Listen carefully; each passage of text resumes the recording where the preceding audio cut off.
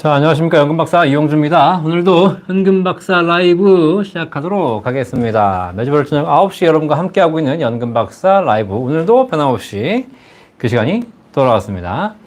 월요일 저녁 9시에 여러분과 함께하고 있는데요. 자, 들어오신 분들 인사해 주시고 또 여기저기서 또 말씀 나눠주시면 또 연금박사와 즐거운 시간 보낼 수 있도록 하겠습니다. 자, 들어가나요? 자, 들어가 볼까요? 네. 많은 분들이 들어오고 계십니다. 네, 들어오시면 구독과 좋아요 해주시고요. 네. 자, 안녕하십니까. 오늘도 월요일 저녁 9시에 연금박사 라이브를 또 진행하게 됐네요. 오늘 날씨가 더워져가지고, 진짜 사무실에 있는데 더워요, 더워. 이제 벌써 또 여름이에요. 추웠나 하면 덥고, 더웠나 하면 춥고, 이게 날씨가 왜 그런지 모르겠네. 네, 자. 어쨌든 오늘도 여러분과 함께하는 연금박사 라이브 시간입니다. 잘 보이시죠? 네, 들어오신 분들 인사해 주십시오. 인사. 그리고 연금박사 라이브는 벌써 131회 3년째 진행하고 있고요.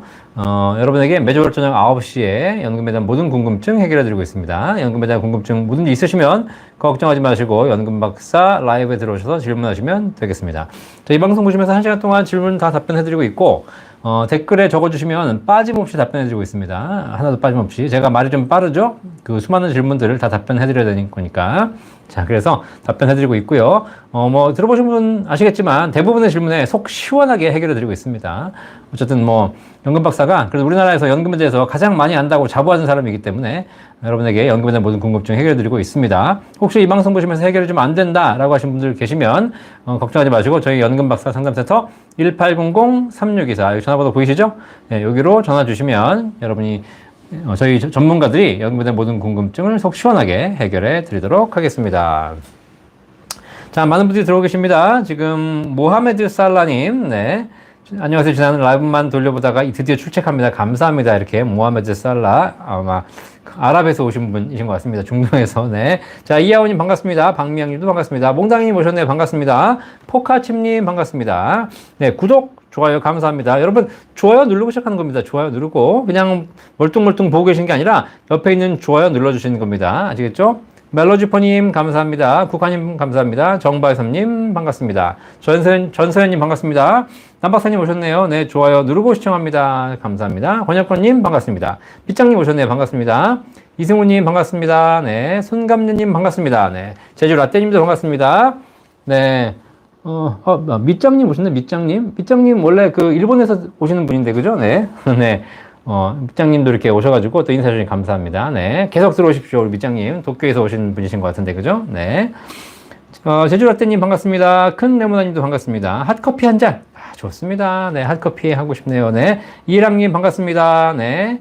보건부사님도 오셨네요. 몽당이님 부모가 돈이 필요해 자녀가 3억가량 준다면 세금이 어떻게 나나요? 주택 사는데 보태주는 겁니다. 네, 자녀가 부모한테 증여하는 거죠. 그럼 당연히 증여세 내셔야죠. 직계 존속으로도 5천만 원 아시겠죠? 네. 그러니까 증여 5천만 원 공제 빼고 나머지는 다 그렇죠? 네. 세금 내셔야 됩니다. 그냥 빌려 주십시오. 빌려주고 나중에 받으시면 되겠습니다. 네. 차용증만 쓰시고.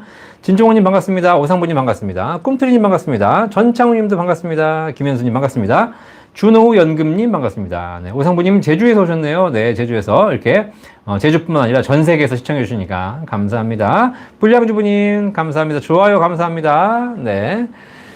자, 오늘 뉴스가 하나 있었죠. 뉴스가 뭐냐면 국민연금 개혁안이 지금 그 공론화위원회를 통해서 국민연금 어떻게 개혁할 것인가 그 수기 토론회 시민 대표단을 통해 가지고 이렇게 하고 있습니다. 네, 제가 보기에는 별로 이렇게 의미 있는 작업은 아닌 것 같은데 그냥 국민 500명 모아놓고 이란 이안 설명해두고 니네들 중에서 뭐가 더 좋니?라고 물어보는 이런 어이없는 토론회를 하고 있죠. 네. 자, 그래서 국민연금 개혁에 대한 이란과 이안을 지금 공론화해서 토의하고 있는데 이란은 보험료 13% 올리고 소득 대체율도 50%를 올려서 더 많이 내더라도 좀 더 많이 받자 지금보다 이런 것이고 이안은 12%까지만 올리고 소득 대체율은 현행 40%를 유지하자. 좀 더 내되 받는 건 그대로 유지하자. 라고 얘기했습니다. 그래서 이란을 더 많이 받으니까 무슨 보장 강화론, 그 다음에 이안을 재정 안정, 이렇게 표시하더라고요. 자, 근데 웃긴 게 뭐냐면, 이란을 하게 되면 지금 현재 수준에서 국민연금 기금 고갈되는 시점이 2055년인데, 이란을 채택하게 되면 2062년으로 무려 7년이 기금고갈이 늦춰집니다. 무려. 그렇죠? 그리고 이안을 선택하게 되면 기금고갈이 지금 현재는 2055년인데 이안을 선택하게 되면 2061년으로 무려 6년이 기금고갈이 늦춰지게 됩니다. 그래서 1안과 2안을 둘 다 1안은 2062년 되면 기금 고갈되는 것이고 2안은 2061년 되면 기금 고갈됩니다. 그러니까 어차피 1안이 2055년 고갈되는데 그로부터 7년이냐 6년이냐 가지고 싸우고 있는 겁니다. 지금 사실. 이거 말도 안 되는 거잖아요, 사실. 기금 고갈을 안 되게 개혁을 하든가 아니면 기금 고갈이 무슨 한 50년 뒤로 늦춰져서 현실적으로 지금 연금에 관계되어 있는 젊은이들까지 연금을 제대로 받게 해주든가 이런 게 있어야 되는데 그게 아니라 그러니까 이게 뭐냐면 사고기 많으면 배가 산으로 가고 있는 겁니다, 지금. 그래가지고 결국은 이게 또 정치적으로 해결하다 보니까 이 답도 아니고 저 답도 아니고 엉망인 계약이 나오고 있는 겁니다. 그래서 결국은 1안과 2안 중에서 결정하거나 뭐 중간에서 결정한다고 하는데 그래 봐야 이거는 개혁이 아니라 그냥 적당히 때우고 넘어가는 겁니다. 아시겠죠? 그러니까 여러분들 혹시 국민연금 개혁안이 나온다 하더라도 그게 절대 개혁이 아니다. 아시겠습니까, 이제? 자, 그래서 결국은 자, 지금 보면서 제가 느끼는 게 있습니다.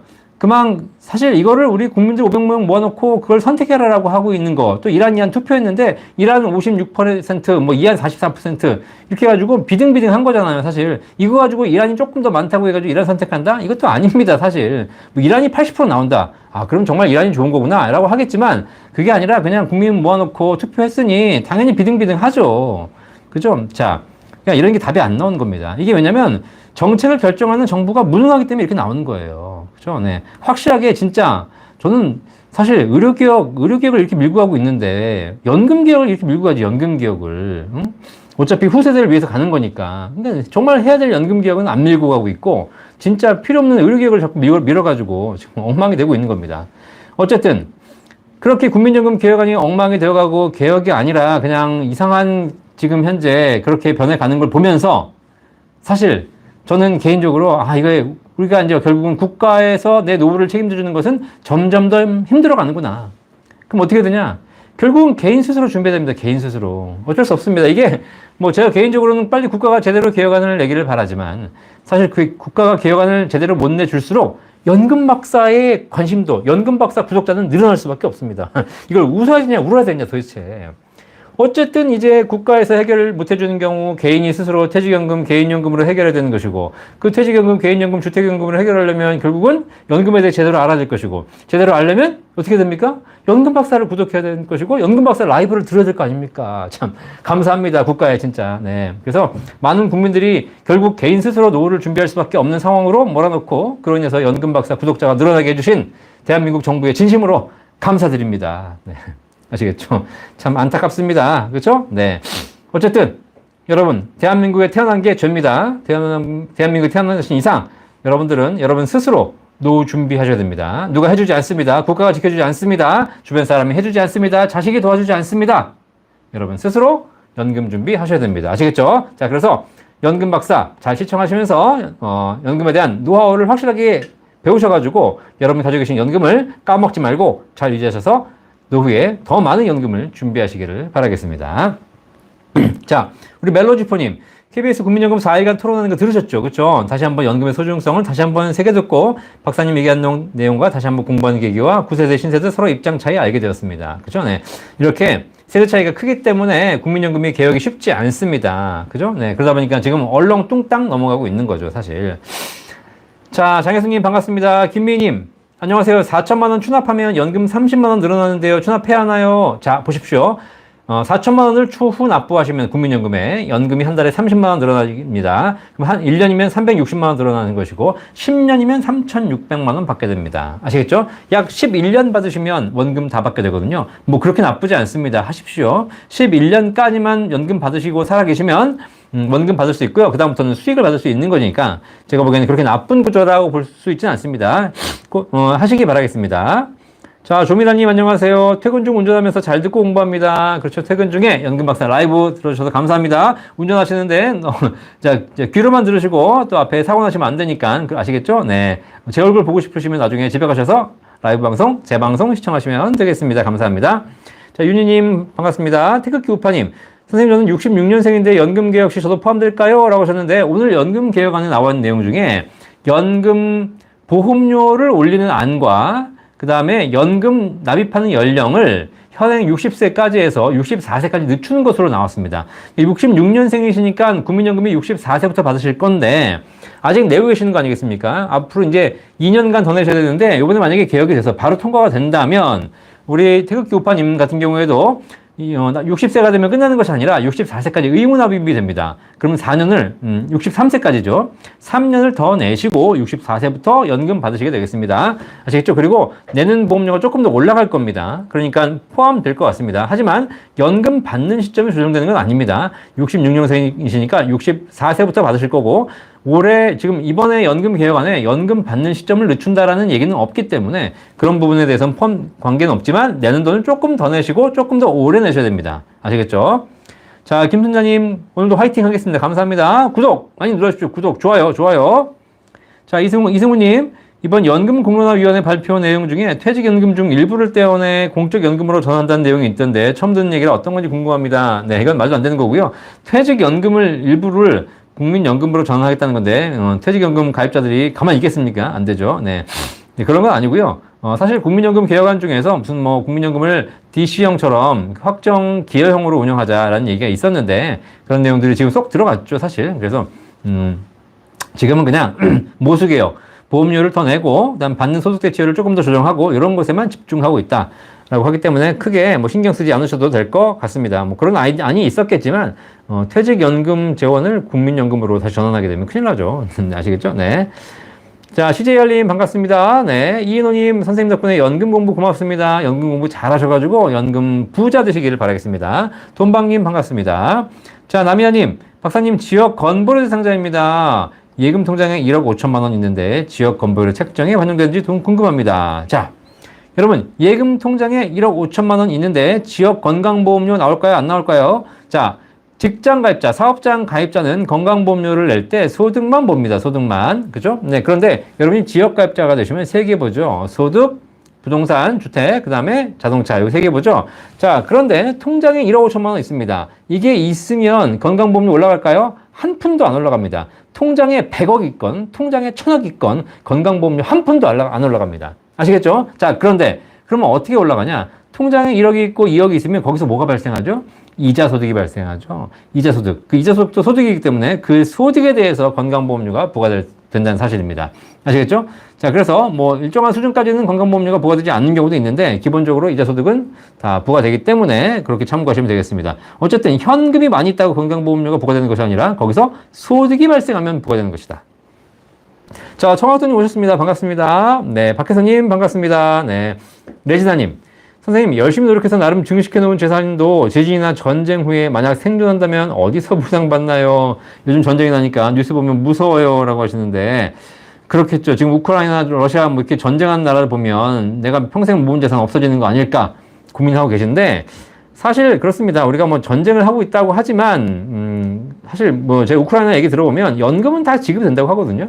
그러니까 국가의 기본적인 금융 시스템이라는 게 무너지지 않는 한 결과적으로 뭐 전쟁이 난다 하더라도 결과적으로 그런 부분에서 큰 문제가 되지 않는다. 그리고 요즘 전쟁을 하는데 뭐 아주 핵전쟁이 일어나서 전 인류가 멸망하는 이런 전쟁이 아닌 이상 지금은 다 이제 국지전입니다. 그러니까 뭐라 그럴까 민간인이 피해를 입는 경우는 많이 없는 것이고 그죠? 사실 이제 전쟁 터서 싸우는 거죠. 옛날 6.25 전쟁처럼 막 밀고 내려와가지고 전국을 다 이렇게 막 전쟁 싸움터로 만들고 이런 경우가 아니라 딱 전쟁하는 곳에서만 전쟁하는 것이니까 나머지 금융 시스템은 그대로 돌아갑니다. 그렇기 때문에 뭐 그런 큰 걱정은 안 하셔도 될 것 같다는 생각이 듭니다. 그리고 뭐 사실 지진이나 전쟁 나면 제일 뭐 금융만 문제지는 게 아니라 부동산 무너져. 부동산 저는 사실 부동산 가지고 계신 분들 되게 좋아하시는데 걱정돼요. 만약에 지진 나가지고 지금 보니까 뭐 일본 이런 나라들 보면 대만 이런 나라들 보면 다 건물 무너졌지 않습니까? 자, 그 건물이 무너지면 그 부동산 갖고 있는 사람 어떻게 되죠? 그냥 하루아침에 휴지 조각 되는 겁니다. 그죠? 그러니까 우리 항상 생각하셔야 됩니다.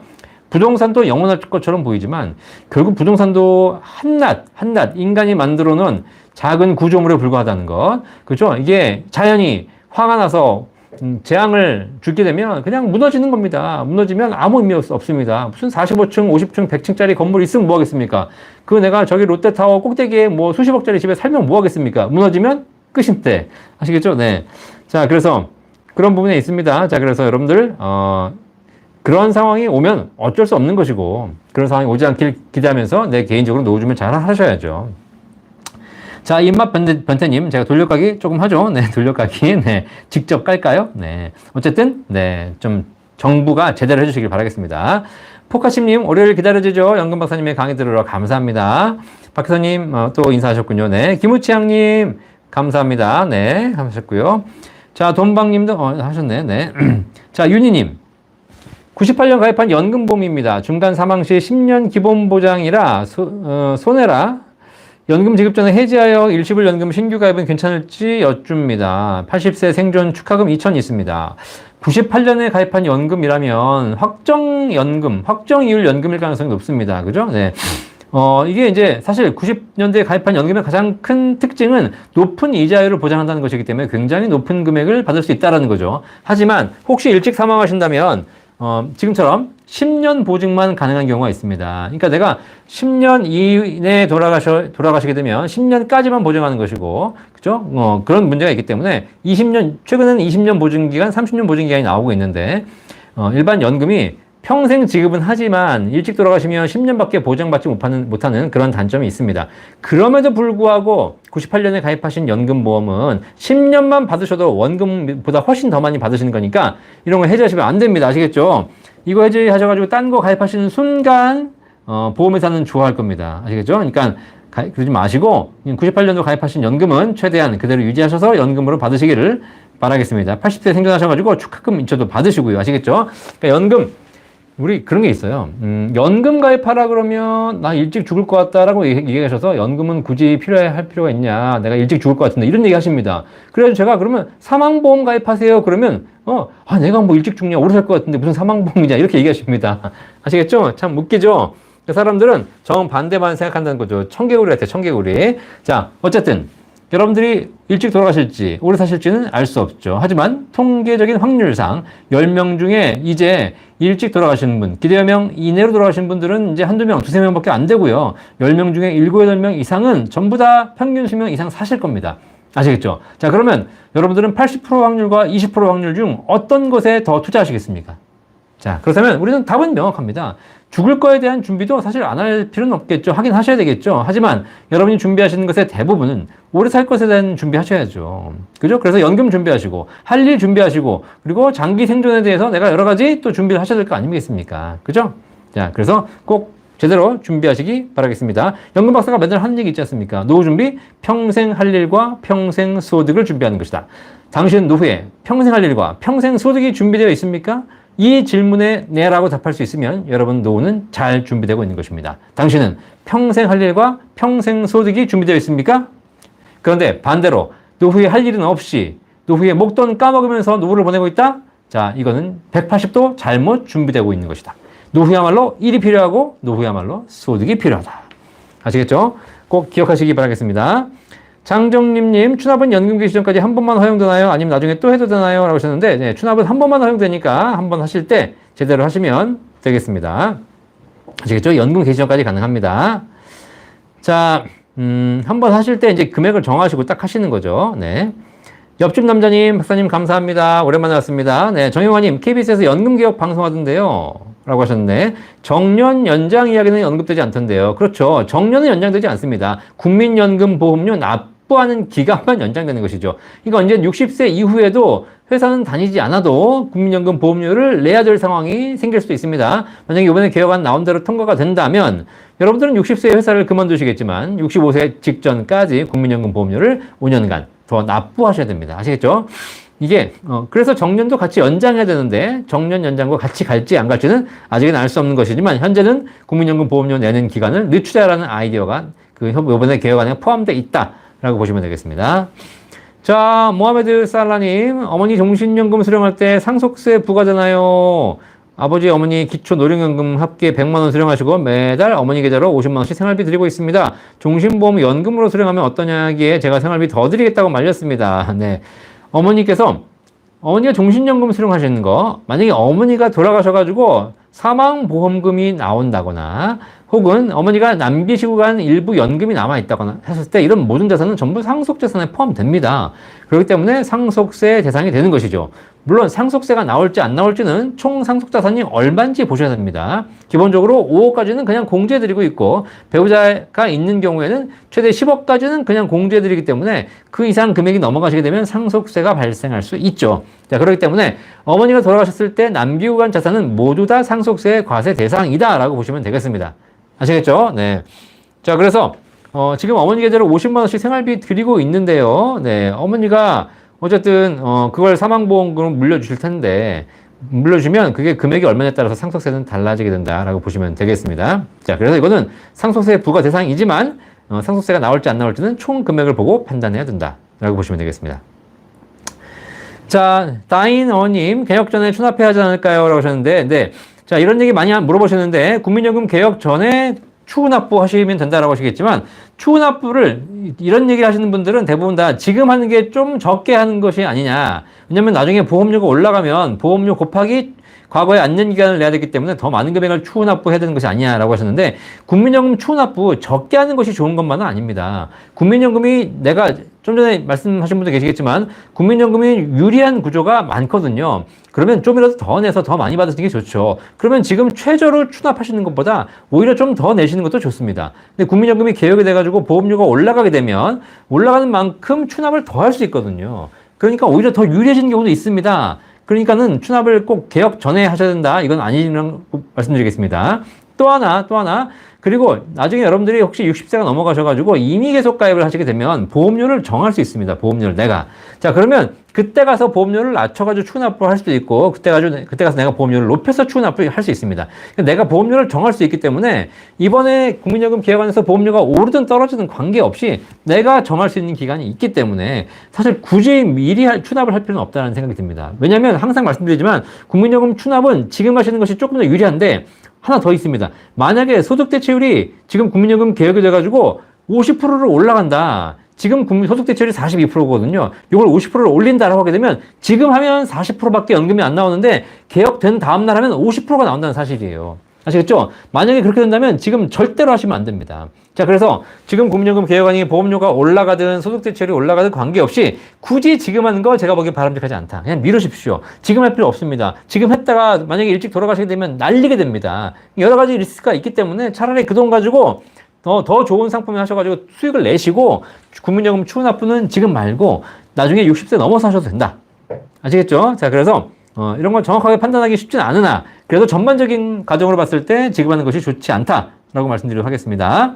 자, 그렇죠. 정영환님 말씀드렸고요. 전종수님 안녕하세요. 꾹꾹 구독 좋아요 감사합니다. 윌님 반갑습니다. CJR님 질문 주셨네요. 65세에 국민연금 계시는데 정년은 60세인데 5년 손가락 빨고 살아야 하나요? 법적으로 정년 연장 서둘러야 하지 않을까요?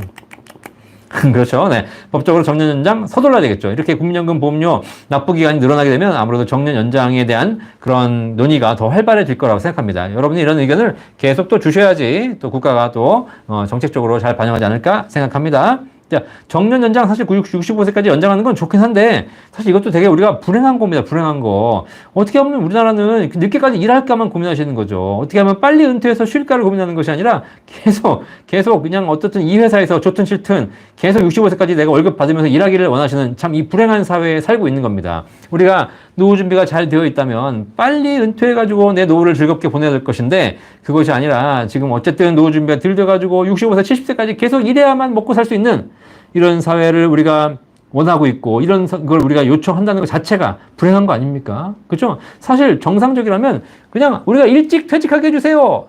그냥 넌 노후 준비 잘 돼 있습니다. 이게 좋지. 노후 준비 안 돼 있으니까 제가 65세까지 일해야 됩니다. 65세까지 일하게 해주십시오. 제발 더 일하겠습니다. 제가 그냥 우리 회사에 종이 되어서 노비가 되어서 70세까지 일해야 됩니다. 제발 저를 노비로 70세까지 받아주십시오. 제발. 이런 걸 지금 투쟁하고 있는 나라. 불행한 나라죠. 불행한 나라. 아시겠죠? 어쨌든 어서 대한민국이 더 살기 좋은 나라가 되고 노후 준비가 사회보장 제도가 잘 돼서 그런 부분이 필요 없이 그냥 빨리 은퇴해도 노후 준비가 행복한 노후를 보낼 수 있는 그런 세상이 오기를 기대하겠습니다. 그래서 이 방송 보시는 분들 대부분 나이 드신 분이실 텐데 꼭 젊은이들한테 얘기하십시오. 젊은이한테 노후 준비 일찍부터 시작해라.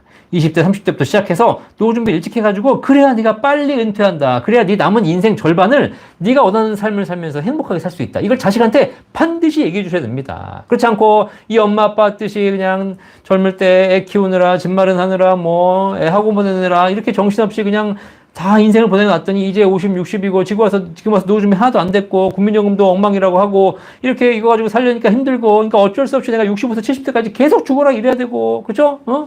평생 남의 집 일만 하다가 죽을 때까지 일만 하다가 그냥 내 인생 한 번도 못 살아보고 이렇게 가야 하는 이런 불행한 인생을 내가 살아야 되겠니?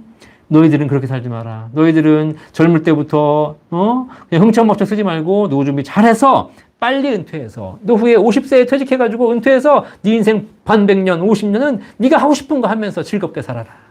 이렇게 얘기를 해줄 수 있는 세상이 오기를 진심으로 기대하겠습니다. 자, 법적 정년 연장 늘리는 것 이것 자체가 사실 불행한 일이다. 자, 루프리텔캄님 반갑습니다. 셀틱 클래스 코치님 오셨네요. 반갑습니다. 네, 오래간만입니다. 조아라님 안녕하세요. 국민연금 넣고 있는 59세입니다. 연금펀드 IRP 중 어떤 상품이 노후에 더 좋을까요? 라고 하셨는데 연금펀드 IRP 똑같은 겁니다. 아시겠죠? 세액공제 한도가 약간 차이가 있을 뿐 결국은 IRP로 하시면 되겠습니다. IRP에 900만 원까지 세액공제 받을 수 있으니까요. IRP 하시고 들어가서 가입하는 상품은 대동소이 큰 차이가 없습니다. IRP가 주식 투자 비중이 70%로 제한되어 있긴 하나 어쨌든 그래 봐야 연금 펀드 해가지고 100% 하시는 분도 많지 않고 IRP 하면서 TDF 하시면 다 가능하기 때문에 두 개가 비슷한 상품이라고 보시면 되겠습니다. 어느 게 더 좋은 것이냐 둘 다 똑같은 것이다. 결국은 IRP 들어가서 내가 뭘 사냐에 따라 달라지는 것이기 때문에 그건 여러분이 잘 알아서 고르시기 바라겠습니다. 아시겠죠? 네. 그리고 세액공제 받는 상품이기 때문에 소득이 있으신 분들에게는 유리하지만 소득이 없으신 분들에게 혹은 소득이 조만간 종료되시는 분들에게는 큰 의미가 없습니다. 자, 이런 경우에는 무엇이 하기로 했죠? 연금펀드 IRP 말고 5, 6, 7, 8 최저보장 연금이 훨씬 더 좋다라고 말씀드렸습니다. 격에서님, 사람도 전쟁 나면 다 죽어요. 맞습니다. 네, 정정수님, 연금박사님 항상 감사합니다. 남편 유족연금이 발생해서 25만 원 정도 수령하고 있는데요. 부인이 수비 발생하면 3년 내내 안 나온다고 합니다. 맞습니다. 자, 국민연금 받다가 돌아가시면 혹은 국민연금 받기 전에라도 돌아가시면 배우자에게 유족연금이 지급됩니다. 그러면 배우자에게 유족연금이 지급되는데 배우자가 아직 젊잖아요. 그러니까 유족연금 지급됩니다. 그런데 배우자가 유족연금 받다가 소득이 있으면 소득이 A값 이상 월 소득 기준으로 소득 금액 기준으로 한 298만 원 정도의 소득이 있게 되면 3년까지는 유족연금을 주는데 3년 이후부터는 중단됩니다. 중단. 그랬다가 나중에 65세가 되면 다시 유족연금이 발생됩니다. 아시겠죠? 자, 그렇기 때문에 오히려 유족연금 받으시는 젊으신 분들은 수입이 발생하게 되면 유족연금이 종료되기 때문에 이걸 잘 고민하실 필요가 있는 것이죠. 아시겠죠? 네. 3년간만 드리고 3년 이후에는 일정한 소득이 있으면 유족연금 지급이 중단됩니다. 자, 민미경님 실시간 참석할 수 있어서 감사합니다. 실시간 와주셔서 감사합니다. 윤희님, 일시불 저축보험이네요. 7.5%. 어우, 네, 저축보험 좋네요. 이거 가지고 계십시오. 좋지 않습니까? 7.5% 확정인데. 자, 동탄거북이님, 안녕하세요. 오늘도 배우러 왔습니다. 네, 7.5% 저축보험 해제 저축보험을 가입하신다고요? 이걸 왜 하죠? 네, 그냥 가지고 계십시오. 7.5%인데 왜 합니까? 그죠? 그걸 잘 만기까지 가셔가지고 그걸 저축보험 만기 목돈 타시거나 연금으로 받으시길 바라겠습니다.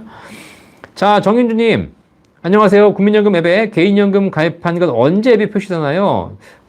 국민연금 앱에도 표시되고 있고요. 통합연금 포탈, 그죠? 통합연금 포탈이라는 사이트가 있습니다. 여기 가시면 내가 가입한 모든 연금을 한 번에 보실 수가 있습니다. 물론 거기 표시되는 연금액은 아주 정확한 건 아닙니다. 그죠? 보험사가 제시하는 일정한 적립금을 기준으로 환산한 것이기 때문에 정확하진 않습니다. 하지만 내가 가입한 상품이 무엇인지를 대략적으로 다 보실 수가 있습니다. 국민연금 앱에서도 볼 수가 있는데요. 보통 가입하게 되면 바로 표시되는 거 아니고 그 앱에 표시되려면 최소 한 달 정도는 걸리는 것 같더라고요. 그죠? 네. 설순자님 반갑습니다. 최현호님, 금년 2024년 58세에 IRP 계좌 개설해서 1,800만 원 입금했습니다. 현재 회사 재직 중으로 60세 퇴직 예상되는데요. 60세 때 5년 이하 가입인데 연금 수령 개시가 되나요? 63세 이후에 연금 수령 가능한가요? 네.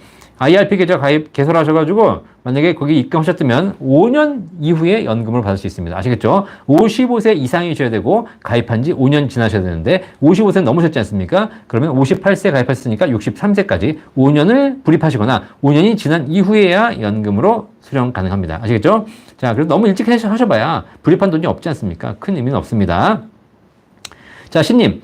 박사님, 지역건보료 책정 시 예금에 대한 이자 소득이 100만 원이면 100만 원에 대한 건보료는 얼마를 내야 될까요? 라셨는데 일단 건보료는 소득이 있으면 소득의 약 8% 정도라고 보시면 되겠습니다. 내가 소득이 100만 원이다. 연간 소득. 그러면 8%.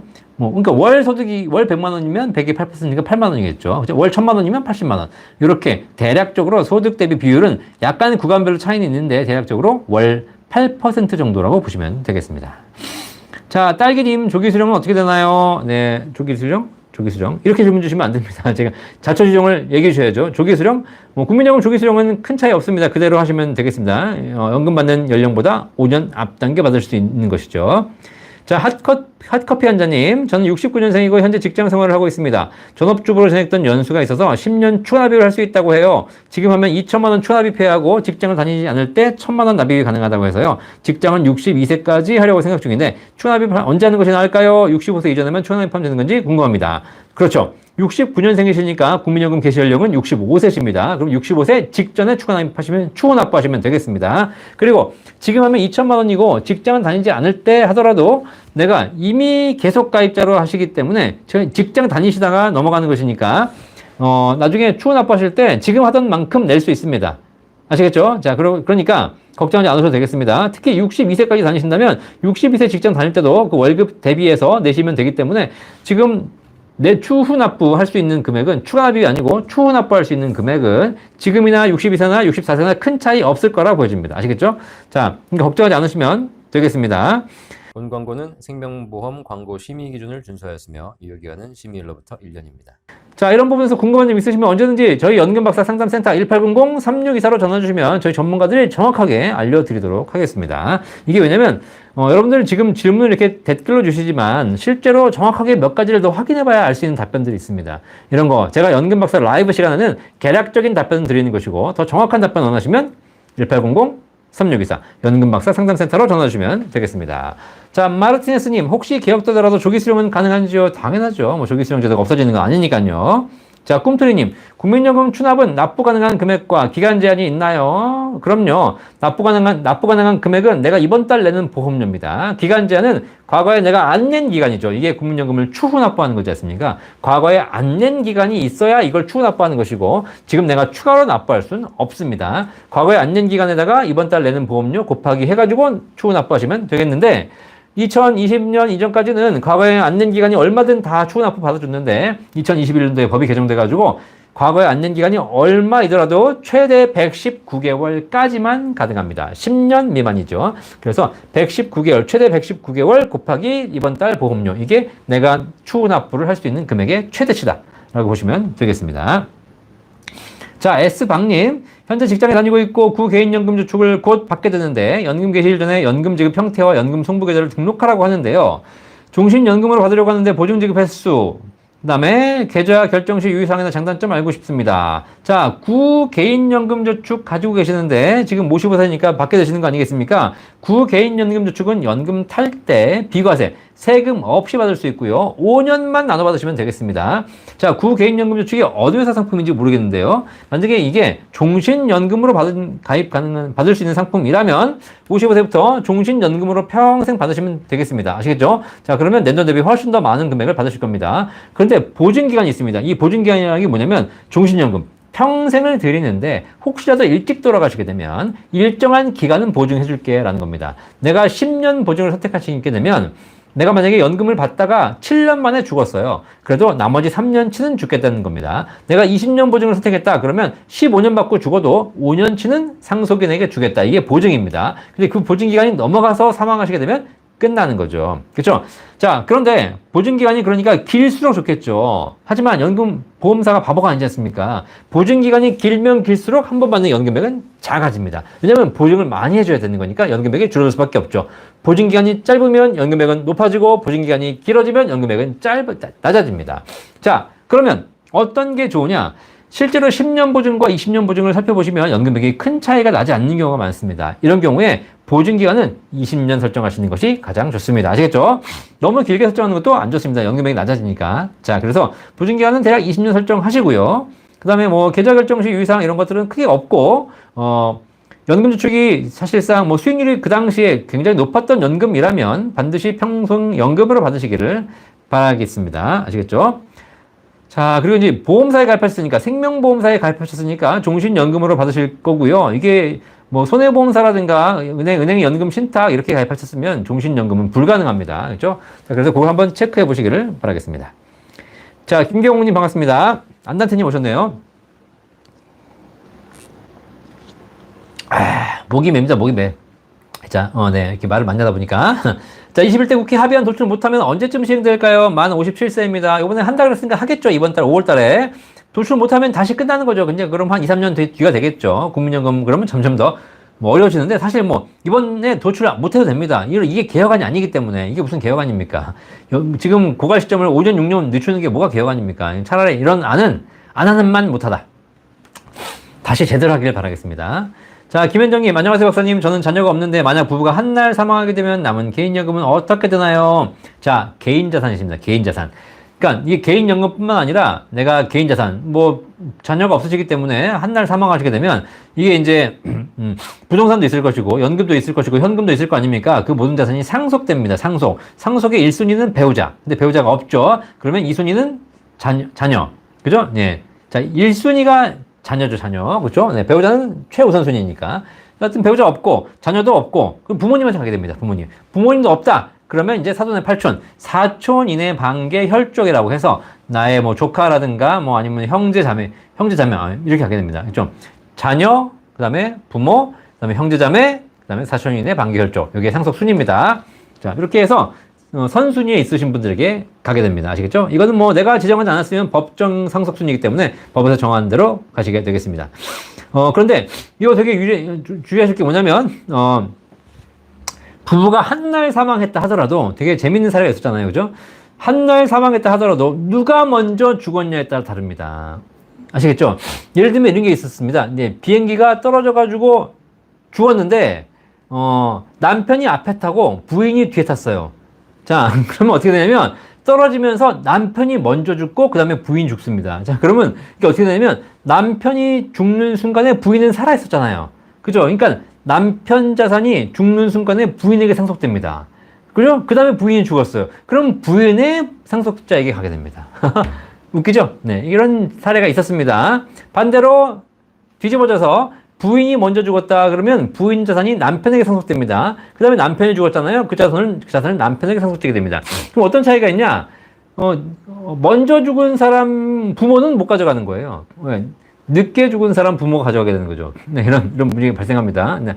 물론 이제 상속에서는 이제 배우자의 상속 순위도 보기 때문에 여러 가지가 차이가 있겠지만 이런 차이가 발생할 수 있다. 그래서 어쨌든 그런 일이 있다라고 보시면 되겠습니다. 자, 안단태님 그냥 계획 없이 예전처럼 미리 받을 수 있을까요? 그러게요. 어쨌든 계약이 된다 하더라도 세부적인 조항은 국민연금공단에서 따로 나오겠지만 지금 어쨌든 미리 받으실 분들은 미리 받을 수 있을 거라 생각됩니다. 그죠? 기존에 받을 권리가 확보된 사람들을 바꾸지는 못하거든요. 자, 윤성호님 감사합니다. 이은정님 반갑습니다. 리운케이님 감사합니다. 제콩님 구독해주셔서 감사합니다. 김문수님 반갑습니다. 삼터님 반갑습니다. 자, 다인얼님 추납에 대해서 물었는데 속 시원하게 설명해 주셔서 감사합니다. 나이가 나이인지라 요즘 연금에 관심이 가네요. 꼭 궁금증 해결되셔서 감사합니다. 연금박사 구독, 좋아요 해주시기 바라겠습니다. 자, 안단태님 지금처럼 60대까지 납부를 할 수 있을까요? 개혁 안 하는 게 나을 듯요. 그렇죠. 사실 이번 안은 크게 의미가 있는 안으로 보이지 않습니다. 자, 김민주님 안녕하세요. 오늘 처음 참석합니다. 네, 신입회원이십니다. 연금보험 관심 있어서 들어보려고요. 네, 연금보험 오늘 질문은 국민연금이 많은데 혹시 여러분들이 연금보험 관심 있으신 분들은 최저보증연금 5, 6, 7, 8% 최저보증연금 저희 연금박사 상담센터 1800-3624에서 모든 궁금증을 해결해드리고 있습니다. 자, 김양수님 59세인데 여윳돈 1억을 연금으로 넣고 싶은데 어떻게 하면 좋을까요? 네, 1억이시면 1억을 일시납으로 넣으셔서 일정한 기간 거치 후에 연금 받는 일시납 연금도 있고요. 그 다음에 최근에는 일시납 내시는 것보다 월 적립식으로 나눠 내시는 것이 훨씬 유리합니다. 1억을 한 달에 100만 원씩 10년간 꾸준하게 납입하신 다음에 나중에 연금 받으시면 1억을 목돈으로 내는 것보다 연금이 더 유리합니다. 참 신기하죠? 원래는 목돈 내는 것이 연금이 훨씬 더 많아야 되는 것인데 요즘 나오는 상품의 구조가 약간 다르기 때문에 목돈을 한 번에 내시는 것보다 목돈에서 놔두시고 매달 100만 원씩 조금씩 빼서 천천히 늦게 이렇게 적립식으로 내시는 것이 훨씬 더 연금이 유리합니다. 아시겠죠? 이해는 안 가시겠지만 요즘 상품이 그렇습니다. 자, 구체적인 내용은 저희 센터에서 문의하시면 좋겠습니다. 하재현님, 감사합니다. 우선웅님, 오늘도 실방 오셨네요. 감사합니다. 이렇게 실방, 출첵하시는 분들, 감사합니다. 주식농사님, 54세로 공무원 명퇴하고 연금을 현재 수령 중인데, 국민연금 가입할 수 있는데, 가입하는 게 유리할까요? 그럼요. 국민연금이 낸 돈 대비 유리합니다. 그죠? 공무원연금도 받으시고, 국민연금도 받으시면 얼마나 좋습니까? 지금 가입하셔서 10년 채우셔가지고, 나중에 노후에 연금으로 받으시길 바라겠습니다. 그러면, 뭐, 금액은 얼마 안 되겠지만, 낸 돈 대비 효과는 좋을 겁니다. 자, 배제크님 감사합니다. 오래간만에 오셨네요. 반갑습니다. 조순이님, 최저보증 8%는 예금인가요? 연금인가요? 어디서 가입하나요? 자, 8% 연금은 연금입니다. 예금 아닙니다. 자, 내가 낸 돈의 8% 이자를 따박따박 통장에 찍어가지고 여러분 찾을 수 있는 금액이 아닙니다. 8% 연금은 내가 낸 돈의 8% 이자를 드립니다. 그래가지고 8% 이자를 쌓아놓습니다. 그렇게 쌓아놓은 금액이 되면 그걸 일시불로 찾을 수 있다? 없다? 없습니다. 아시겠죠? 연금으로 받으셔야 됩니다. 여러분이 연금으로 받겠다는 조건 하에서 내가 낸 돈의 8%를 쌓아주는 것이고, 나는 그것이 아니라 목돈으로 찾겠다, 일시불로 찾겠다, 중간에 인출하겠다, 해지하겠다 하게 되면 8% 조건은 사라집니다. 그냥 투자 상품이 돼가지고 손실을 볼 가능성이 커집니다. 아시겠죠? 그러니까 내가 목돈 마련이고 예금 상품이고 적금 상품이라고 생각하시면 절대 들어오시면 안 됩니다. 아시겠죠? 이 8% 연금은 내가 낸 돈의 8%를 쌓아서 반드시 10년, 20년도 아니고 종신연금으로만 받겠다라는 여러분들이 확신으로 들어오신다면 그 가정하에서, 그 조건 하에서 8%를 보증해드린다 라고 보시면 되겠고요. 어디서 어떻게 가입하느냐 걱정하지 마십시오. 저희 연금박사 상담센터 1800-3624 전화 주시면 저희 연금 전문가들이 상품 비교 다 해드리고 설명 다 해드리고 그리고 가입까지 도와드리도록 하겠습니다. 저희 센터도 은행, 증권, 보험사 다 제휴가 되어 있기 때문에 저희가 연금에 관련된 모든 상품을 다 취급할 수 있으니까 언제든지 문의 전화 주시기 바라겠습니다. 자, 김문투님, 변액연금 10년 완납 후 이제 100% 조금 넘었는데 말씀하신 8% 연금 갈아타야 할까요? 라고 하셨는데 뭐 지금까지 10년 완납하신 것이 좀 아깝긴 하지만 지금 상황에서 투자 수익이 막 올라갈 수 있는 그런 상황이 아니시라면 지금 최저보장연금으로 갈아타시는 것이 연금액이 높아지는 건 거의 확실할 겁니다. 아시겠죠? 자, 그럼 대신에 그런 부분에서 손실을 안 보시는 게 중요한 거니까 잘 확인하시기를 바라겠습니다. 자, 강준영님, 네. 사회초년생입니다. 투자 저축용으로 확정형 변액연금을 고려하고 있습니다. 추후에 금투세 통과될 시에도 변액연금도 저율로 해외 투자하기에 좋은 수단일 것 같아 고려 중인데, 이 경우에도 최저보증으로 가입하는 게 좋은가요? 자, 최저보증연금은 상품의 구조상 변액연금입니다. 하지만 높은 수익을 최저보증하고 있기 때문에 우리 최준영님께서 여기서 열심히 운영을 하신다고 하셔가지고 그 최저보증하는 6%, 7%, 8%의 수익 이상을 달성할 수는 거의 없습니다. 아시겠죠? 그렇기 때문에 최저보증연금을 가입하신다면 내가 이걸로 투자 운용을 하지 않겠다. 건드리지 않고 그냥 열심히 돈 내서 나중에 연금으로 받겠다라는 생각만 있으시면 최저보증연금 하시면 되겠습니다. 그런데 그렇지 않고 단지 내가 금투세, 좀 세금을 피하기 위해서, 비과세를 받기 위해서 이 변액연금을 하나의 세금 절세용으로 활용하시겠다. 그리고 내가 직접 트레이딩을 해서 펀드를 변경해가지고 수익을 내시겠다라고 하신다면 최저보증연금은 맞지 않습니다. 그러면 일반 변액연금으로 가시면 되겠습니다. 일반 변액연금, 순수 변액연금. 수익과 손실이 발생할 수 있는 상품. 사업비도 왕창 뛰고 그리고 수익과 손실이 발생할 수 있고 대신에 비과세가 된다. 그렇죠? 근데 세금을 절약하는 데서는 효과적이지만 결국은 사업비 뛰느라고 결국은 더 큰 문제가 생길 수 있다. 아시겠죠? 네. 자, 그래서 하지 마시고 우리 사회초년생이신데 내가 투자해서 수익을 내겠다는 생각은 쉽지 않습니다. 아시겠죠? 이거 하려면 진짜 장기적으로 가야 되고, 그런데 여기처럼 내가 무슨 투자를 하기 위해서 이렇게 막 뭔가를 고민하고 상품을 고르고 펀드 변경을 하고 이렇게 해가지고 성공한 사람은 거의 없다. 투자해서 성공한 사람들은 그냥 우량한 자산에 바이 앤 홀드 사서 20년간 묻어둔 사람들이다. 아시겠죠? 자, 그래서 그런 걸로 보신다면 제가 보기에는 이렇게 노후 연금을 가지고 투자용으로 이렇게 활용하시는 것은 그렇게 바람직하지 않다라고 말씀드리겠습니다. 자, 마르티네스님, 은퇴 앞두고 있는데 국민주택 최저보증 연금저축 중 최우선은 어느 곳에 비중을 맞춰야 할까요? 라고 말씀하셨는데 당연히 국민연금이 1순위입니다. 국민연금 이미 납입 중이실 거 아닙니까? 국민연금 안 낸 거 없는지, 더 낼 수 없는지 참고해 주셔서 국민연금 하시고요. 두 번째, 주택연금 좋습니다. 내가 집을 담보로 나중에 연금 받겠다라고 하시게 되면 주택연금 당연히 하시기 좋은데, 이 주택연금은 가입하는 다음 달부터 연금 받는 것이기 때문에 지금은 50대 뭐 후반에 가입하실 건 아니고 이건 70세쯤 되셔가지고 가입하시는 게 좋고요. 지금 좀 더 여유가 있으시다면 이제 은퇴 앞두고 계시니까 소득이 사라지지 않습니까? 그러면 연말정산할 때 세액공제, 세금을 환급받는 연금저축 IRP는 의미가 없습니다. 왜냐면 내가 세금을 환급받으려고 들었는데 내가 소득이 종료되기 때문에 낸 세금이 없어집니다. 그럼 돌려받는 세금도 없는 것이죠. 자, 그래서 그런 여러 가지 면을 감안했을 때 개인연금 중에서는 저는 최저보증연금이 우선이다 라고 말씀드리도록 하겠습니다. 지금은 준비하셔가지고 일정 기간 납입하신 후에 일정 기간 거치해서 나중에 연금으로 받으시면 되겠습니다. 이렇게 포트폴리오를 잘 짜시는 게 중요하고요. 저희 연금 박사가 해드리는 게 바로 그겁니다. 국민연금 하나만 해라, 무슨 최저보증연금 하나만 해라 이것이 아니라 내가 갖고 있는 연금에 대한 걸 잘 분석을 해서 연금 포트폴리오를 짜서 거기서 종합적으로 연금을 어떻게 받을 수 있는지, 그리고 이걸 많이 받기 위해서 여기에 문제가 있지 않은지 이런 것들을 종합적으로 분석해드리는 일 연금 박사가 하고 있습니다. 아시겠죠? 김문트님. 자, 그래서 조만간 상담전화 1800-3624 전화 주시면 전문가들이 다 답변해드리고 있습니다. 혹시 답변하는데 어려움이 있으시거나 잘 해결이 안 되거나 그러면 저한테 직접 전화 주세요. 아시겠죠? 그럼 제가 웬만하면 다 해결해드리고 있으니까 아시겠죠? 네, 대한민국에는 여러분의 노후 걱정을 해결해드리는 속 시원히 해결해드리는 연금 최고의 전문가 누가 있어? 연금 박사가 있습니다. 연금 박사. 아시겠죠? 제가 지금 이렇게 라이브 하다 보니까 제가 이렇게 막 말을 막 하고 이렇게 하는 것처럼 보이죠. 되게 점잖은 사람이기도 하고 하지만 또 점잖기도 하겠지만 그럼에도 불구하고 여러분의 연금을 또 도와드리기 위해서는 최선을 다해서 공부하고 있고 또 때로는 목소리 높여서 방송도 하고 있습니다. 국가가 연금에 대한 정책을 잘못 가면 저라도 얘기해야죠. 아시겠죠? 지금 금투세 있지 않습니까? 금투세, 금융투자소득세 이거 폐지한다 그러는데 이거 동학개미들이 폐지하라고 난립니다. 그렇죠? 근데 진짜 전 답답해 죽겠어요. 금융투자소득세 폐지하면 안 됩니다.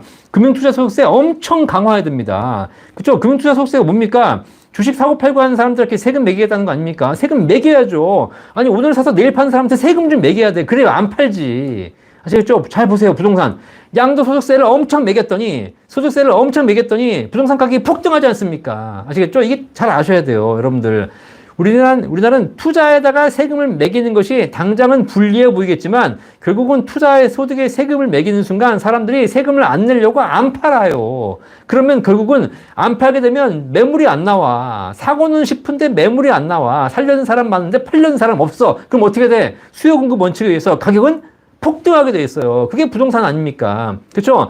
국가가 양도소득세를 강화해가지고 세금을 엄청 올려놨더니 부동산 가진 사람이 안 팔아요. 팔아봐야 세금 내니까. 그러니까는 결국은 수요는 많은데 공급이 모자르니까 가격이 폭등한 거 아니겠습니까? 그게 지난 20년간 부동산 폭등해왔지 않습니까? 똑같이 지금 금융투자소득세, 주식에도 양도소득세를 매기겠다는 겁니다. 그러면 결국은 양도소득세를 매기는 순간 단기적으로는 안 좋아 보이겠지만 장기적으로는 이게 주가가 폭등한다는 거예요. 근데 이거를 폐지하라고 난리잖아요. 동학개미들이.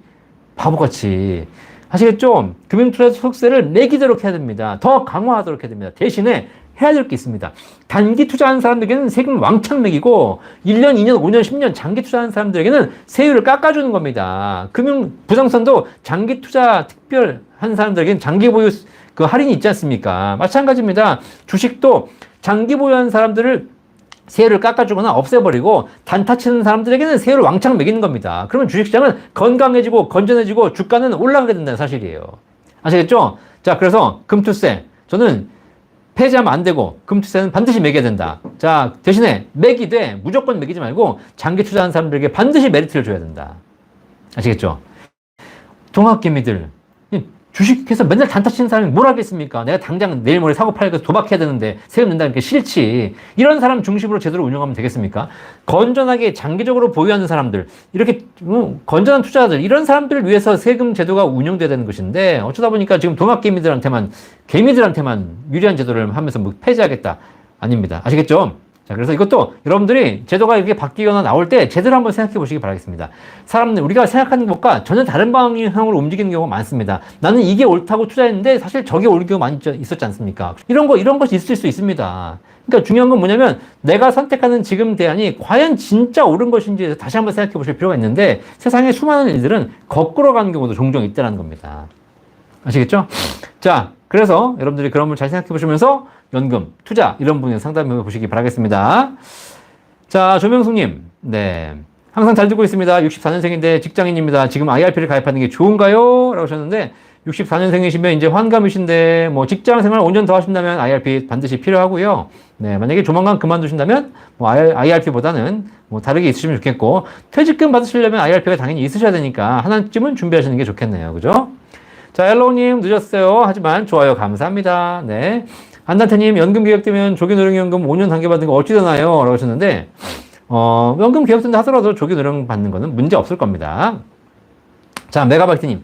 연금 박사님 안녕하십니까? 혹시 결혼 전 납입 유예했던 추후 납부를 현재 회사에서 내준다고 하면 그렇게도 가능한가요? 매번 제 방 듣는데 실방 최고입니다. 감사합니다. 아니, 과거에 안 냈던 추후 납부를 내주는 회사도 있습니까? 오, 정말 좋은 회사인데요. 난 이 회사 다니고 싶다. 자, 이런 회사가 있는지 모르겠는데, 제가 알기로는 쉽지 않은데, 어쨌든, 뭐, 내준다고 하면 뭐, 땡큐죠, 사실. 그죠? 네. 그냥 돈을 달라고 하시지. 나중에 추후 납부하게. 네, 어쨌든.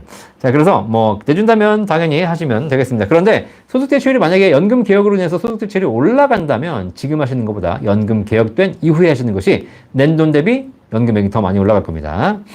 자, 호이안 케빈님, 안녕하세요. 올해 7월에 국민연금 상한액이 59만원에서 590만원에서 617만원으로 인상된다고 합니다. 지금도 상한액을 납부 중인데, 상한액이 인상되는 만큼 수급액도 인상되겠지요. 개인적으로는 좋긴 한데, 미래 세대에 부담되는 계약은 싫습니다. 아무것도 못하는 식물국회가 이번 연금 개혁에서 얼마나 누더기로 통과시킬지 걱정이 됩니다. 저는 기대를 하나도 안 합니다. 저도 안 합니다. 자, 올해 연금액이 또 올라갑니다. 매년 물가 상승률만큼 연금액이 올라가죠. 그러니까 여러분들이 국민연금액이 받는 금액이 올라간다라고 해서 좋아하시는데, 국민연금은 내는 금액도 올라가고 있습니다. 아시겠죠? 동일한 금액을 내면서 연금액이 올라가는 것이 아니라 내가 내는 금액이 올라가는 만큼 연금액도 올라가는 것이죠. 자, 그렇기 때문에 연금을 더 내신다고 해서 국민연금이 올라가긴 하는데, 더 낸다고 해서 더 많이 올라가는 건 아니고, 물가 상승률만큼 오르고 물가 상승률만큼 더 받는다. 이렇게 보시면 되겠습니다. 자, 메가바이트님. 추후 납부 금액이 119개월을 회사에서 다달이 내면 이자가 붙을까요? 일시불로 내는 게 유리할까요? 자, 추후 납부는 한 번에 내시는 겁니다. 한 번에. 그러니까 119개월 이렇게 내는 것이 아니라 한 번에 결정된 금액을 일시불로 납부하는 겁니다. 추후 납부는. 아시겠죠? 그리고 근데 내가 추후 납부를 하는데 일시불 낼 돈이 없다. 그랬을 경우에 국민연금에서 60개월까지 분납이 가능합니다. 분납. 그죠? 이거는 한 번에 정해진 금액을 나눠내는 것이고, 분납하신 경우에는 그에 해당하는 이자가 가산됩니다. 정기예금 이자가 가산되기 때문에 늦게 내시는 만큼 더 많은 이자를 내셔야 됩니다. 아시겠죠? 자, 그래서 이거는, 추납부는 기본이 일시불 내는 것이 원칙이다. 라고 보시면 되겠습니다. 자, 강양희님, 연금에 대해서 매일 유튜브로 듣고 있습니다. 덕분에 연금에 대해 많이 알아가고 있습니다. 감사합니다. 송일규님, 국민연금 무조건 추납하는 게 좋은가요? 네, 뭐, 나이에 따라서 상황에 따라 약간 다릅니다. 이게 낸 돈 대비 연금액이 올라가는 걸 보시면서 내가 얼마를 냈을 때 연금액이 얼마나 더 올라가는가를 보셔야 되거든요. 요거를 상계월수라고 해서 내가 얼마를 냈는데 그 돈을 다 회수하려면 몇 년을 더 받아야 되는 것인가, 이런 기준이 있습니다. 요걸 보셨을 때 너무 원금 회복하는데 오래 걸리면 10년, 11년, 12년 이상이 걸리게 되면 좀 불리한 것으로 보고 있습니다. 그래서 그건 상황 판단해보고 알아야 되기 때문에 그런 부분 국민연금공단에 물어보시면 될 것 같고요. 국민연금 물어보실 때 3개월 수가 얼마입니까? 라고 물어보시고, 3개월 수가 짧으면 짧을수록, 되도록이면 10년 이내, 120개월 이내로 들어올수록 좋다. 라고 말씀드리겠습니다. 자, 그런 거 보시면서 궁금한 게 있으시면 저희 연금센터가 경험이 많기 때문에 저희 센터로 전화 주시면 저희가 정확한 판단을 도와드리도록 하겠습니다. 자, 최현호님, 올해 58세 직장인으로 국민연금 추가납부에 월 53만 1,000원 납부하고 있습니다. 60세 의무납부가 만료되면 연금 수령은 64세 수령하려 합니다. 자, 60에서 64세 기간에 얼마의 금액을 납부해야 최대 수혜를 받을 수 있을까요? 참고로 33년간 동일 직장에서 근속 중입니다. 자, 국민연금은 60세까지가 의무납부고요. 그 이후부터는 임의계속가입으로 내가 낼 수도 있고 안 낼 수도 있죠. 자, 그런데 그 이후에 60세부터 64세까지 얼마를 낼 것인가를 고민하실 텐데, 이거는 사실 뭐 딱 정확한 답은 없습니다. 하지만 기본적으로 국민연금 구조가 A값과 B값을 동시에 적용해서 연금액이 결정되는 구조이기 때문에 그런 부분에서 A값은 전체 평균이고 B값은 내 평균입니다. 자, 그래서 얼마를 낼 때 적게 내면 저가 낸 돈 대비 가성비는 좋지만 평균을 깎아먹는 그런 문제가 있습니다. 그죠? 네, 그래서 이런 경우에는 제가 그냥 답을 드리면 국민연금공단에 전화하셔가지고 내가 지금까지 30년간 부어온 국민연금의 내 평균 소득 금액이 얼마니? 소득이 얼마니? B값이 얼마니? 라고 물어보시면 됩니다. B값. 그래서 B값의 9%를 내시면 되겠습니다. 그럼 대부분 다 최대 금액을 내고 계시기 때문에 아마 최대 금액을 내라고 하실 거고요.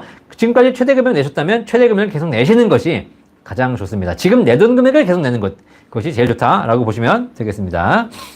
자, 안단태님, 박사님 주장하신 신연금, 구연금으로 추진하는 게 좋은데요. 이 바보들, 나쁘도 그냥, 네, 60세까지만 내고요. 그만 좀 쉬고 싶어요. 라고 하셨는데, 그렇죠. 네. 어차피 국가가 재원을 들여가야 되는 거라면, 지금 현재 국민연금 제도는 이대로 그냥 종료시키고, 그냥 사멸되게 만들고, 그리고 새로운 신국민연금을 만들어서 이거를 정말 제대로 운영을 해가지고 모든 국민들이 연금을 혜택을 받을 수 있도록 하자. 이러기 위해서, 재원이 필요하다면 국가가 일정한 재원을 구국민연금에 투입하자. 이게 제가 영상 올려드렸던 제2국민연금에 대한 이야기였습니다. 그죠? 근데 지금 그렇게 안 가는 것 같은데, 제가 보기에는 이거 좋은데, 이 제2국민연금 만드는 거 안 하고 있더라고요. 지금 요번에 개혁 됐는지 안 됐는지 모르겠지만, 결국 또 얼마 가지 못해서 또 불만이 생길 거고, 또 기금 고갈된다고 할 거고, 그죠? 네. 그러면 결국은 나중에 늦게서라도 이제 결국은 연금 박사가 제시한 안으로 가지 않을까. 이게 빨리 오래 하면 좋은데 수십 년 뒤에 할까 걱정입니다. 그제 가서 뒷북 치겠죠. 결국은 정책을 제대로 써주시길 바라겠습니다. 어느 정책이 옳고 그리고는 사실 정확하게 알 수는 없으나 그래도 뭔가 좀 연금에 대해서 고민해보고 현명한 정부가 하기를 바라겠습니다. 아시겠죠? 이거를 국민들 500명 모아놓고 물어본다는 자체가 제가 보기엔 이해가 안 갑니다. 연금에 대해서 제대로 이해하지 못하고 공부하지 못한 사람들을 뭐 몇 번 앉혀놓고 설명해주고 이러한 투표하십시오. 진짜 애들 장난도 아니고 뭐 하는 겁니까 지금. 자, 글로리어스님 8% 연금을 150만원 월납 1개, 83만원 10년 월납 1개, 총 2개로 동시 가입 가능한가요? 그렇죠. 비과세 한도가 월 150만원이 가능합니다. 그리고 보험료 합계액 1억 원도 가능합니다. 요거 따로 가능합니다. 그래서 월 150만원 비과세 받으시면 되는 것이고요. 보험료 합계액 1억 원이니까 요걸 83만원 곱하기 10년 납하시게 되면 9,960만원이 돼서 1억이 안 되기 때문에 요것도 비과세 받을 수 있습니다. 얘도 비과세 각각 가능합니다. 자, 김민성님, 주택연금 가입하면서 월세 받아도 되나요? 다주택에서 상관없나요? 주택연금은 내가 거주하는 주택으로만 가입하실 수가 있기 때문에 내가 살고 있는데 어떻게 월세를 받습니까? 그렇죠? 그러니까 내가 투자하고 있는 주택, 월세 놓고 있는 주택, 내가 임대 놓고 있는 주택은 주택연금 가입할 수 없습니다. 주택연금은 실거주가 의무입니다. 자, 그런데 주택연금에 가입해서 부득이한 사유로 내가 자녀에게 부양이 필요하거나 혹은 어떤 요양원을 가거나 최근에 법이 약간 바뀐다 그러는데 만약에 실버타운 가거나 이렇게 해서 내가 그 집에 살지 못하고 다른 주택에 불가피하게 거주하게 됐을 때 이 집이 비어 있으면 이 집을 월세 놓을 수 있다는 조항이 있긴 한데 근본적으로 실거주가 원칙입니다. 자, 윤성호님 감사합니다. 네. 전호님 그럴 수 있겠네요. 블루알텐이 8%입니다. 네. 연금을 제가 방송에서 최저보증연금이 어떤 회사 상품입니다라고 얘기 안 하니까 어떤 분들이 이거 좀 캥기는 게 있는 거 아니냐, 왜 회사를 얘기하지 않느냐라고 하시는데 사실 이 유튜브 방송에서 어느 회사 상품입니다라고 얘기하는 것은 금융소비자보호법에 어긋납니다. 아시겠죠? 그래가지고 얘기를 못 하는 겁니다. 저도 얘기하고 싶어요. 이미 여기까지 올라와가지고 다 얘기해주고 싶은데 이걸 얘기하는 순간 금소법에 걸립니다. 그래서 얘기 안 하는 겁니다. 그런데 제가 얘기하지 않았지만 우리 블루아템님께서 8% 연금이라고 얘기해 주셨습니다. 이건 제 얘기가 아니라 블루아템님께서 얘기해 주신 거니까 자, 저는 그냥 읽어드린 겁니다. 8% 아시겠죠? 네. 자, 투썸 맞습니다. 임준영님, 연금 사업비는 어느 정도인가요? 연금의 사업비는 기본적으로 7에서 8% 정도의 사업비를 떼고 있습니다. 내가 100만 원 한 달에 내면 그 중에 7, 8만 원 정도가 사업비라고 보시면 되겠습니다. 아시겠죠? 경제적 자유의 한 걸음님 8에서 10%까지, 10%까지 나오는 상품도 있으니까요. 그 정도 안팎이다라고 보시면 되겠습니다. 그런데 중요한 건 최저보증연금은 이 사업비 걱정할 필요가 있다, 없다? 없다. 일반적인 연금들은 내가 낸 돈에서 사업비를 떼고 그리고 남은 금액까지 투자하기 때문에 실제로 사업비를 회복하는 데만도 시간이 많이 걸립니다. 하지만 최저보증연금은 그렇다 안 그렇다? 안 그렇다. 최저보증연금은 내가 낸 돈에서 사업비 한 푼도 떼지 않고 거기서 그대로 수익률을 올려줍니다. 그리고 그렇게 쌓여진 금액을 나중에 연금으로 지급하는 것이죠. 하지만 조건이 있죠. 뭐라고요? 반드시 연금으로 받으셔야 된다. 연금으로. 만약에 여러분들이 중도에 해지하시게 되면 엄청난 사업비가 부과가 되고 손실까지 부과가 돼가지고 실제로 해지하시게 되면 원금도 못 찾는 경우가 대부분이다. 아시겠죠? 자, 그래서 여러분들이 사업비 얘기하셨는데 여러분들이 해지하거나 중도에 인출할 거면 사업비가 다 부과되는 구조고 그렇지 않고 연금으로 받는다면 연금 받는 시점에 연금 가입 시점에 연금액이 확정됩니다. 그러니까 사업비를 1% 뛰든 10% 뛰든 100% 뛰든 관계없이 여러분 받는 연금액은 확정이라는 겁니다. 아시겠죠? 그럼 내가 받는 금액이 확정인데 내가 사업비를 얼마 뛰든 뭐가 고민이에요? 아시겠습니까? 그렇죠. 네. 자, 그렇기 때문에 전혀 걱정하실 필요가 없는 상품입니다. 변동하는 연금들, 연금액이 변동하는 연금들은 고민하셔야죠. 왜냐면 사업비가 크냐 작냐에 따라 내 연금액이 달라지니까. 그런데 이렇게 확정된 연금들은 전혀 고민하실 필요가 없습니다. 아시겠죠? 주택연금도 확정입니다. 확정. 근데 주택연금 받으면서 사업비, 수수료 이런 게 있거든요. 그런 걸 고민하시는 분들이 계신데 그거는 돌아가시고 난 이후에 부과하는 것이기 때문에 받는 분들은 전혀 걱정하실 필요가 없습니다. 아시겠죠? 자, 이렇게 확정연금들은 수수료, 사업비를 전혀 고민하실 필요가 없다. 아시겠죠? 자, 빛나리님, 71년생인데 최저연금 몇 프로가 좋을까요? 꼭 말씀해 주세요. 라고 하셨는데, 71년생이신데 연금을 언제 받냐에 따라 다르겠지만, 지금 50대 초반이시지 않습니까? 70세에 받는다. 약 20년 후에 받으신다면 8%가 제일 좋습니다. 근데 혹시 그 전에 받거나 그 후에 받거나 약간의 차이가 있다 그러면 6%가 조금 더 좋습니다. 네, 윤성호님. 금투세 폐지는 부자감세가 똑같은 거다. 그죠? 부자감세도 해주는 것이고, 그 다음에 이 동학개미들, 단타 치는 사람들에게도 유리합니다. 그러니까 이런 거 하지 말고, 그냥 장기 투자하는 사람들에게는 오히려 세금을 매기지 말고, 단기 투자하는 사람들에게는 세금을 매기는 이런 전략으로 가는 것이 훨씬 더 주식시장을 건강하게 만드는 방법이다. 자, 블루라떼님. 최저보증연금 8% 150만원 20년 납, 83만원 10년 납으로 가입하는 게 좋을까요? 150만원 10년 납, 83만원 10년 납이 좋을까요? 납입기간은 길수록 좋죠, 길수록. 하지만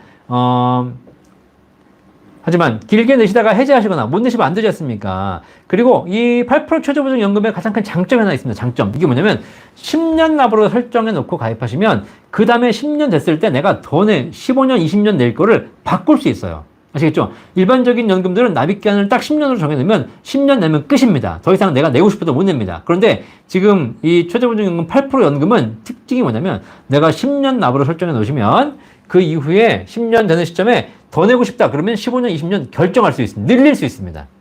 아시겠죠? 자, 그러니까 그런 차원에서 10년 납으로 하셔도 아무 문제가 없겠습니다. 정미애님, 63년생인데 목돈 1억 내면 다달이 얼마 받을 수 있나요? 1억 내고 바로 다음 달부터 연금 받으시겠다. 지금 60세시니까. 이러면 여자분이시라면 실제로 1억 내고 다음 달에 받으면 35에서 40만 원밖에 못 받습니다. 한 1억당 월 40만 원 정도. 얼마 안 되죠. 그죠? 그렇기 때문에 큰 금액이 되지 않습니다. 자, 35만 원? 이 정도밖에 못 받으실 겁니다. 아마. 그죠? 근데 1억 내고 그 다음에 일정 기간 거치한 후에 한 5년 이상 거치한 후에 연금 받으시게 되면 조금 더 올라갈 겁니다. 아시겠죠? 자, 그래서 실제로 많이 받으시면은 한 45에서 50만원 사이라고 보시면 되겠습니다. 이걸 평생 받으시는 겁니다. 1억 내고 무슨 한 4, 50만원 받으면 차라리 이게 뭐 의미가 있냐라고 하시겠지만 중요한 건 이 연금이 평생 종신지급이기 때문에 나중에 80, 90, 100세까지 사셔도 이 연금액이 동일하게 지급된다. 라고 그런 효과를 보실 필요가 있으시면 반드시 일시납연금 활용해 보시기를 바라겠습니다. 자, 인디맘님. 다자녀 외벌이 가고 있는데 대출이며 교육비며 생활비며 늘 허덕허덕해서 노후에 대해 생각도 못하고 있었는데 유튜브 보면서 노후 대비에 대해 생각하게 되었네요. 그렇죠. 지금 다자녀 외벌이 가고 오시면 정말 그 노후 준비가 쉽지 않으실 텐데 그럼에도 불구하고 노후 준비는 꾸준하게 하셔야 됩니다. 그렇죠? 왜냐면 내가 지금만 내 삶이 아니라 노후도 내 삶이고 지금 차라리 건강하기 때문에 어디 가서 일할 수도 있겠지만 나중에 나이가 들고 나면 일도 못 합니다. 그러면 진짜 폐지 주어야 될 상황이 발생할 수 있습니다. 자, 그러면 지금부터라도 조금씩 노후 준비 하시길 바라겠습니다. 자, KJS 착한 천사님, 지금 55세인데 연금 펀드보다 8% 확정연금 들으면 좋을까요? 뭐 상황에 따라 다르겠지만 저는 어쨌든 지금 제가 최근에 올린 영상도 있겠지만 지금 8% 연금이 나오면서 사실상 연금 펀드 IRP에 투자하시는 거 제가 보기에는 이제는 그렇게 하시는 것보다 그냥 8% 연금 하시는 것이 더 유리하다는 생각이 듭니다. 국민연금보다도 유리해지고 있습니다. 아시겠죠? 네.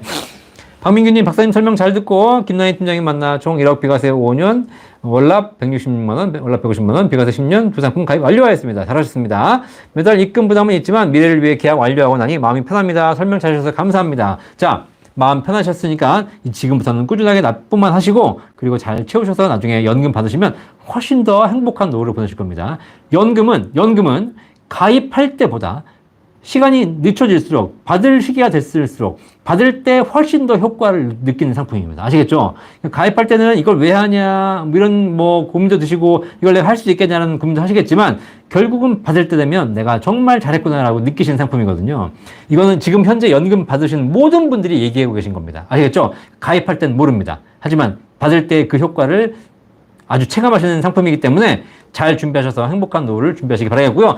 여러분도 연금에 대해 더 가입이 필요하거나 준비가 필요하신 분들 걱정하지 마시고 연금박사 상담센터 전화 주시면 우리나라 연금 중에 제일 좋은 연금을 골라서 여러분께 맞춰드리도록 하겠습니다.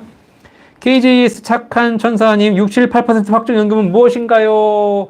연금박사 구독과 좋아요 하시고요. 연금박사 지금 올린 영상 있지 않습니까? 영상 다 보십시오. 요즘 최근에 제가 올려드린 영상 중에 3개 중에 한두 개가 전부 이 최저보증 연금입니다. 오죽 좋으면 제가 이렇게 침 튀기면서 얘기하겠습니까? 그죠? 네, 세금 없이 받을 수 있고 건강보험료 없고 수익률 최고로 높고 그죠? 네, 그 다음에 사업비도 없고 완전 좋은 대박 상품입니다. 하지만 한 가지는 주의하셔야죠. 반드시 연금으로만 받으셔야 되고 절대 중간에 인출하거나 해지하시면 안 된다.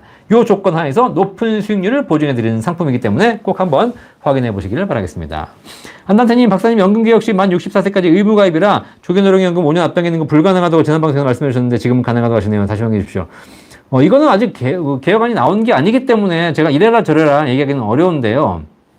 어쨌든 64세까지 내기는 할 수 있겠지만 조기 노령 연금이라는 제도가 있기 때문에 이거는 뭐 당겨받으신 분들 에게는 그걸 말릴 수 없겠습니다. 이걸 없앨 수는 없거든요. 그렇죠? 자, 그렇기 때문에 요거는 아마 금융공단에서 제도가 위반되는 과정에서 별도의 조정이 있으리라 생각됩니다. 그죠?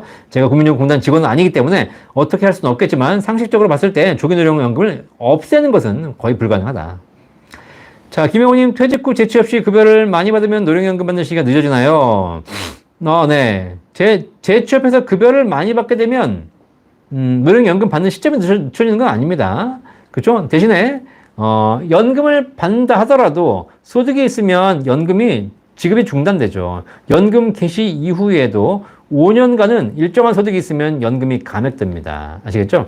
조기 수령 시에는 중단되고 또 연기 연금 시에는 또 연금 개시 연령이 지나면 5년간은 소득이 있으면 감액됩니다. 그래서 소득이 있으신 분들은 굳이 일찍 안 받고 5년 늦춰 받으시죠. 5년 이후에 70세 이후에는 소득이 있어도 연금이 나오니까요. 자, 그러니까 늦춰지는 것이 아니라 내가 일부러 감액을 안 당하려고 늦게 받으시는 게 되겠습니다. 나는 참 행복해님 반갑습니다. 네, 애플망고님.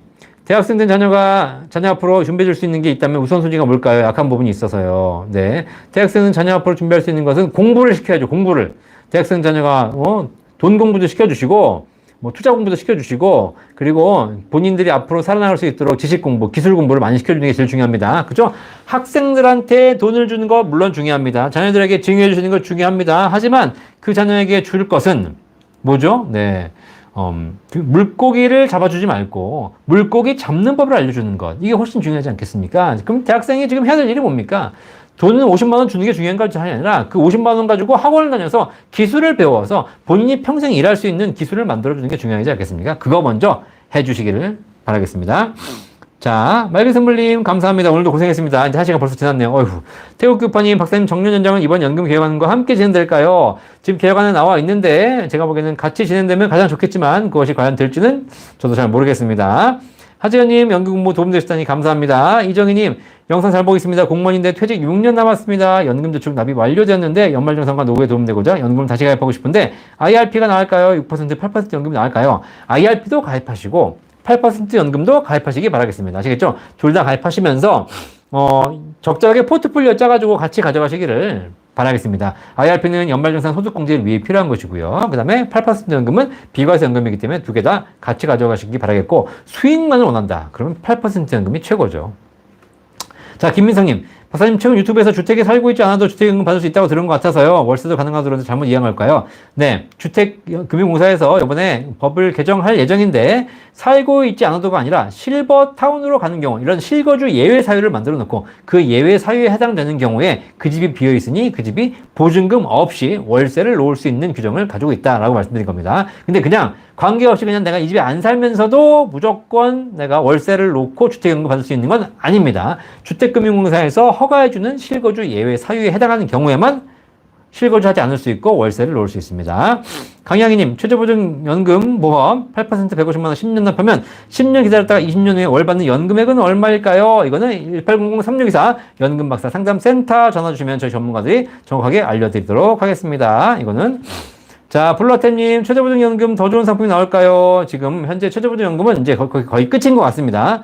그렇죠? 다음 나오는 연금들은 지금과는 전혀 획기적인 연금이 나올 수 있겠지만 결국 최저보증하는 연금은 지금이 더 끝이라는 생각이 듭니다. 자, 김민성님, 8% 최저보증연금 받다가 자식한테 남은 금액을 상속하는 게 나을까요? 아니면 처음부터 2대 플랜을 짜서 하는 게 나을까요? 2대 플랜 하지 마세요. 2대 플랜. 2대 플랜 해봐야 결국은 애가 피보험자가 되면 연금액이 얼마 안 나옵니다. 아시겠죠? 그냥 여러분 거 여러분이 가입하셔가지고 여러분 받다가 상속하십시오. 그럼 얘는 애 연금하면 됩니다. 아시겠죠? 예, 굳이 이렇게 막 보험회사에서 만들어 놓은 이상한 마케팅 플랜 가지고 2대 플랜?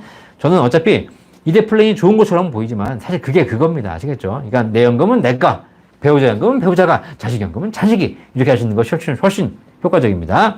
자, 몽당이님 다음 주에 또 뵙겠습니다. 김민선님 감사합니다. 수야님 최저연금 보면 40세부터 넣을 생각 중인데 50 정도만 넣어도 괜찮을까요? 65세 타고 싶네요. 금액은 이 상품은 최저보증연금은 중간에 해지하시면 안 되기 때문에 내가 낼 수 있을 만큼만 내시고 더 여유가 생기시면 추가로 가입하시거나 추가 납입하셔가지고 연금을 만드시기를 바라겠습니다. 이렇게 더 궁금하신 게 있으시면 언제든지 연금박사 상담센터 1800-3624로 전화 주시면 저희 전문가들이 답변해 드리도록 하겠습니다.